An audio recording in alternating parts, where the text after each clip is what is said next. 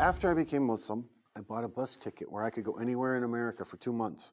And I traveled around and I warned people. And sometimes that got me into some trouble, and I realized that to avoid the trouble, I needed to shorten the message down to what was really important. That message was about forgiveness. And I remember being in San Francisco. I was in what they call the Tenderloin, right? This is like where all the prostitutes and drug dealing and all this kind of stuff goes on, because I was like, at that time, I thought, well, these are my people. They're the ones that need the help the most. They're the ones that are hurting the most. And they are. That's how they ended up there.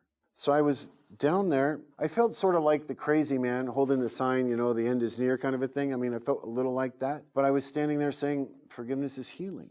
When you need healing, ask Allah to forgive you. And people would come up and tell me how crazy I was and swear at me and tell me how they didn't want me there. And they were just like, get out of here. And I would stay there and keep doing it. After about 5 or 6 hours, though, it wears you down.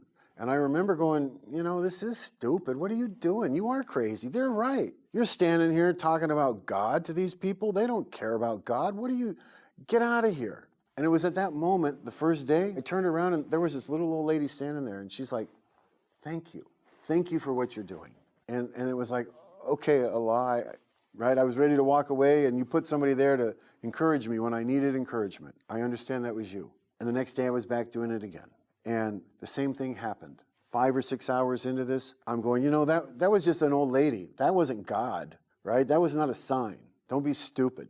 These people are right. And I'm ready to give up. And then it's an old man. And the day after that, it was like a little boy. 5 days in a row, when I was ready to walk away, somebody would show up and encourage me and tell me that they're glad that I'm talking about God and sharing the importance of forgiveness. I really felt connected at that point, because I realized that doesn't happen randomly, right? I mean, not every day in a row. That was a sign. Now, it wasn't a big sign like, you know, the heart expanding, but if you're really paying attention, that was truly a sign.